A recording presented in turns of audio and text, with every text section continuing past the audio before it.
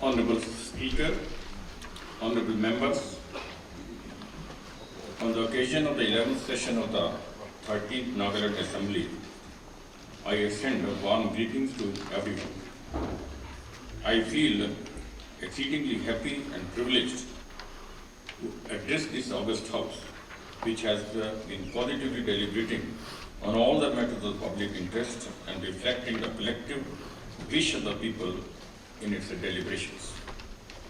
I am also elated in a special way in addressing this House, where the members have come together to form an oppositionless government, the United Democratic Alliance government, to pursue for early solution to the Nagaland Naga political issue, presenting to us one of the most beautiful illustrations of everyone putting interest and welfare of the people and state above anything else. I congratulate every member for the same. As I speak today, I am happy at the efforts being constantly made by the government to improve people's lives by providing better public services, development and more opportunities for livelihood.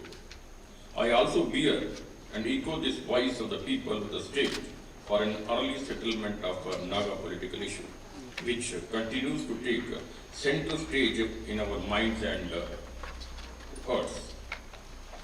We are aware of the significant positive developments that have been placed in the past few years. My government, as always, has been making every endeavor as a facilitator so that all the negotiating parties are able to appreciate each other's position and arrive at a solution which is honorable, acceptable and inclusive. Recently on 9th March 2022, one of its kind consultative meeting has been also held on Naga peace process, which had a participation from all the tribal bodies, civic society organizations, faith-based organizations, women organizations, students' bodies, prominent personalities of the state along with the political parties and all the members of the House. A resolution was adopted in the meeting reiterating the Naga people's yearning for an early political solution. The resolution further called upon all the negotiating parties to earnestly heed to this call and arrive at a political solution that is honorable, inclusive, transparent and acceptable to all the people. It was also resolved to appeal to all sections to make renewed efforts towards unity and understanding in order to work towards one solution and one agreement. I am sure I am more confident and more hopeful than ever before, with the deepest concern being shown by everyone, especially our honorable members, that the long cherished solution will soon become a reality and a new era of peace and prosperity will begin in the state. Honorable members, we have had to face some very challenging times in the past many months in a very painful and unfortunate incident in the month of December 2021. 14 innocent lives from the Mon district were lost due to firing incidents involving the security forces, with many others getting seriously injured. The event caused outrage and rightly so in our state and even other parts of the country. My government took every possible step to lessen the pain of the victim families. In addition to providing prompt succor in the form of monetary compensation, a job in the state government has also been given to the next of the kin of all the deceased. The entire medical care needs of those injured were looked after by the district administration. We have also approached the Government of India for taking up certain developmental projects in the affected areas, which besides providing assurance to the traumatized Paperless will also help foster development of the area. We also formed a special investigation team headed by an Inspector General of Police rank officer with other senior police officers as members for conducting investigation in the matter. I am happy to say that SIT worked at a good pace and has completed its investigation. The Army has also constituted a court of inquiry in the matter, and it is also expected to complete its inquiry soon. Honorable members, the past year remained challenging for all of us with the second wave of COVID-19 hitting us with a greater intensity than the first wave in the year before that. The third wave also impacted us, but with a lesser intensity and has now receded. Our capabilities and health capabilities were tested like never before. My government, besides taking several preventive measures and curbs to curtail the spread of virus, also took all possible steps to ramp up the health infrastructure and ensure all the necessary medical interventions for treatment of infected and to save lives. While we were successful in a great measure to deal with the crisis promptly and successfully, there were many, however, who in spite of the best efforts succumbed to the disease. My government conveys deepest condolences to the families of all the deceased. As part of our efforts to combat the COVID-19 and be prepared for the future, we have significantly improved the health infrastructure of our state. In the last 1 year, we have increased our bed capacity, including ICU and critical care, from 737 to 1,309. A 200-bedded acute care hospital block in CIHSR, Dimapur, which was built in a record time and made operational. A 50-bedded facility was also added to the Dimapur hospital. The government recruited 390 healthcare workers of different categories. While in July last year, the oxygen capacity was 49.3 metric tons. It is now 76.54 metric tons. Further, strengthening is also ongoing. We need to continue adhering to COVID-19 behavior. Many in the state have got fully vaccinated, but there are persons who haven't. In the interest of their health and well-being, and to combat the pandemic and many future waves successfully, I urge such persons to get fully vaccinated at the earliest.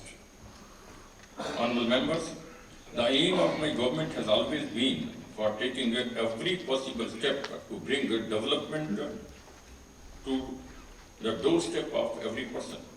Towards this end, we created 4 districts, mainly Seminyu, Newland, Chokum, Kohima in December 2021 and Syangtseo district in January 2022. The creation of Seminyu district also realizes the aspirations of the Rangma people to have a district of their own. Syangtseo district's creation is also the fulfillment of the desire of the Jemking in Tikhil people to have a separate district and beautifully exemplified the spirit of conciliation that the brothers tribes exhibited for resolving their decades-old disputes amicably, which also led to the recognition of Tikhil as a separate Naga tribe. The upgradation of Newland to a full-fledged district was required on administrative grounds, and creation of Kohima district resolved the matter regarding headquarters of the erstwhile Dimapur district.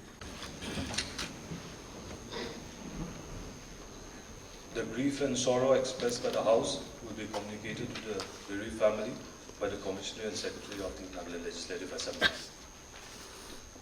Honorable members, let us now come to item number 3. I would like to make a statement on the National E-Vidhan Application Program. Honorable members, as you entered the chamber this morning, you have noticed the e-tablet, which is the National E-Vidhan Application e-book on your tables. Those of you who have availed the training program on the application of NEVA in our Assembly Secretariat would have already understood what it is for. This is the medium through which we will be using this application in our Assembly in pursuit to being a paperless Assembly. I would like to remind all honorable members that the e-book remains inside the Assembly and not to be removed on the place of its position. I also would like to inform all the honorable members that I take pride in sharing with all of you that the Nagaland Legislative Assembly is the first in the country to have reached this important milestone of operationalizing the NEVA system. Similar system outside the framework of NEVA has been in operation in the states of Himachal Pradesh, and similar efforts have been made by the other state assemblies. The NEVA system has been a continuous effort initiated during the time of my predecessor, former Speaker Dr. Syangtseo Sangtam, and I'm happy to participate and share the pride in the final implementation of the NEVA system. The training of some of you have already undergone to familiarize the preliminary part of it. In the coming days, we will be scaling it up to full advantage of the e-Vidhan system in our Assembly functioning. Eventually, in the short run itself, we would have achieved one of its targets of bringing about a paperless Assembly. Once the other assemblies also implement it, all assemblies and the Parliament of India will be networked together effectively. We will be continuing with the training program for all the benefit of honorable members in the coming days. I would appeal to all of you to benefit from it. This is a project which is funded by the Ministry of Parliamentary Affairs, Government of India, with a 10% state share generously extended by the Honorable Chief Minister. The Ministry of Parliamentary Affairs extends its gratitude to the State Assembly of Nagaland for being the first in the country to operationalize it. I would also like to place on record my appreciation and thanks to the implementing agency, the SBL Knowledge Services, and to our Assembly Secretariat for their speed, efficiency, and the commitment with which they have operationalized it. Honorable members, let us now come to item number 4, election of the Deputy Speaker. Honorable members are aware that the post of Deputy Speaker has been lying vacant for some time, and therefore, in accordance with Rule 8, subsection 5 of the Rules of Procedure and Conduct of Business in the Nagaland Legislative Assembly, election of the Deputy Speaker has been scheduled for today, the 19th of March 2022. In this connection, I have received one nomination paper filed in favor of Shri Syangtseo Sangtam, proposed by Honorable Member Shri Tobuka Sukalu and seconded by Honorable Member Shri H. Hain. Since there is only one nomination filed and accepted, I declare Shri Syangtseo Sangtam elected as the Deputy Speaker of the Nagaland Legislative Assembly, unopposed and unanimous. I congratulate him on his election.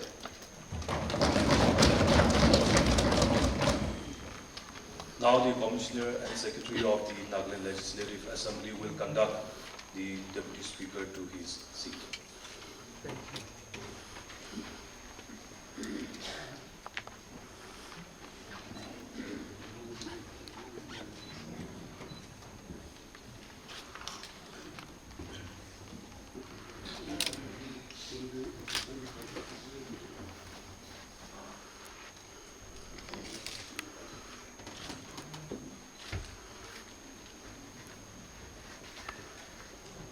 The Leader of the House and also the Leader of the NPF Legislature Party may like to offer felicitations to Shri Syangtseo Sangtam on his election as the Deputy Speaker.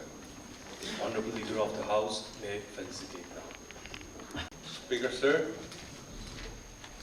I rise to felicitate Syangtseo Sangtam, the Honorable MLA, on his election as the Deputy Speaker of the Nagaland Legislative Assembly today, unopposed.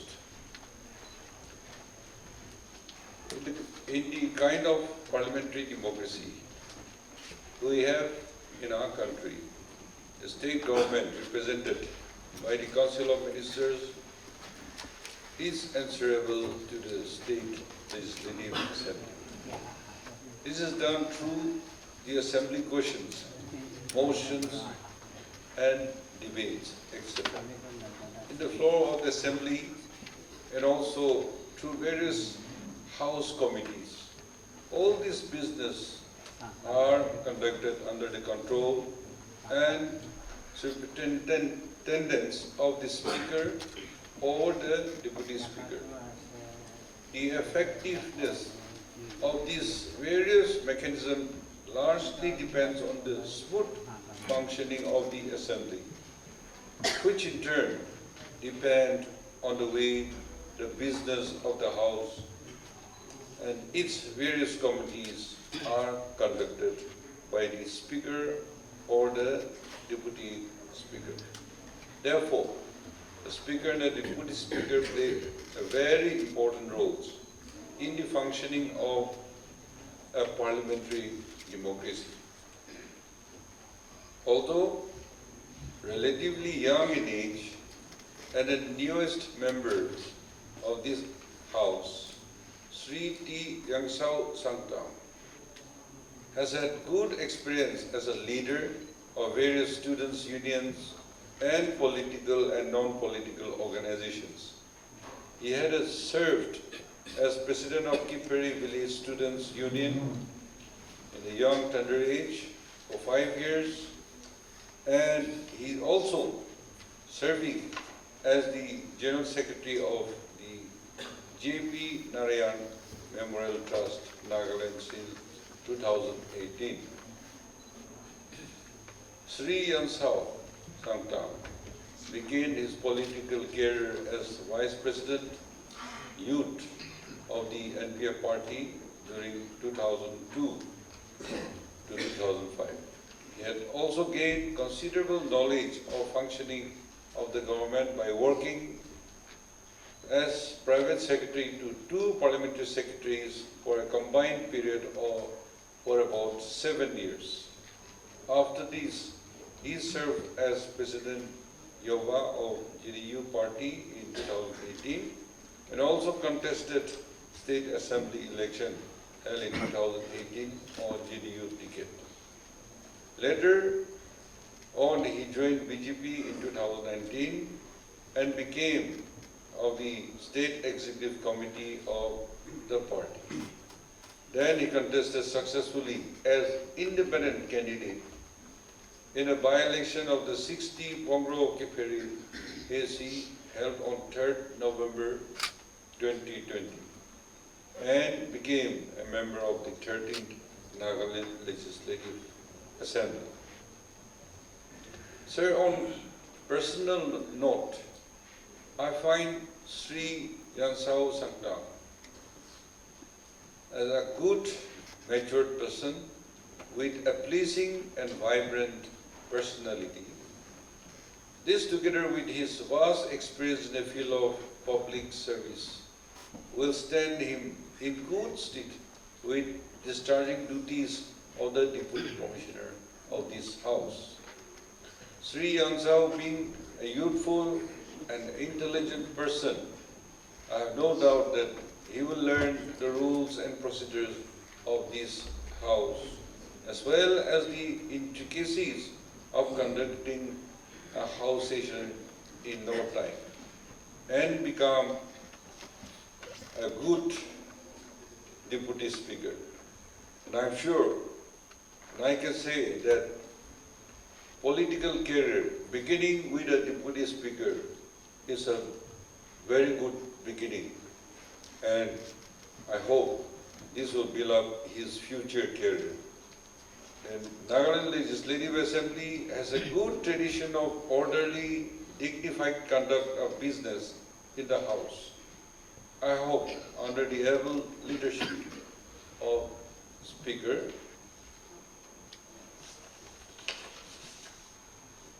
and the Deputy Speaker, this House will continue to maintain this good and noble tradition of maintaining proper decorum in the House even in times to come.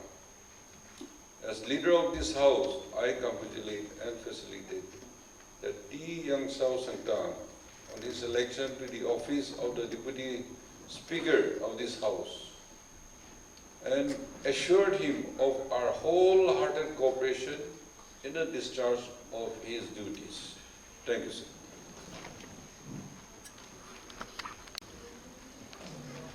Mr. Speaker, sir, and honorable members, I'm indeed very grateful to all the members of this August House for having me elected unopposed to the most dignified post of the Deputy Speaker.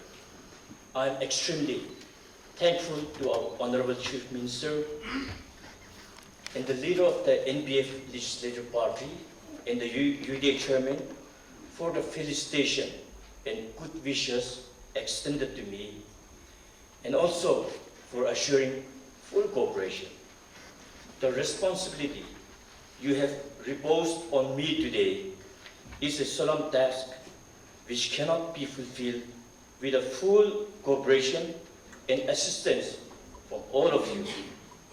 It is therefore my earnest appeal to all of you to extend full cooperation, and with this, I'm confident that I will be able to discharge my duties as expected of me in a dignified manner.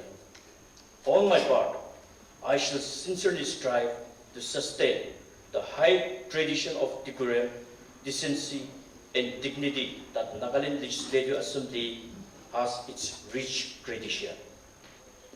It shall also be my endeavor to treat all the members on equally footing. I'm hopeful that the demands of the duty will be made lighter by the active cooperation and all the honorable members. I once again sincerely thank you all for giving me this honor. I thank you, sir. I'd like to congratulate Mr. T. Syangtseo Sangtam on being elected unopposed as Deputy Speaker of the Nagaland Legislative Assembly. I wish him the very best in dispensation of his duties towards the Assembly Secretariat and importantly towards the people of his constituency, that is the 60th Assembly constituency. I also look forward to work together for the betterment of the decorum of the House. Now, honorable members, with that we come to the end of item number 4. We come to now item number 5, motion of thanks on the Governor's address. As just mentioned, the motion is moved, and any amendments, if any, on the motion of thanks shall be received till 4 p.m. today, the 19th of March, 2022.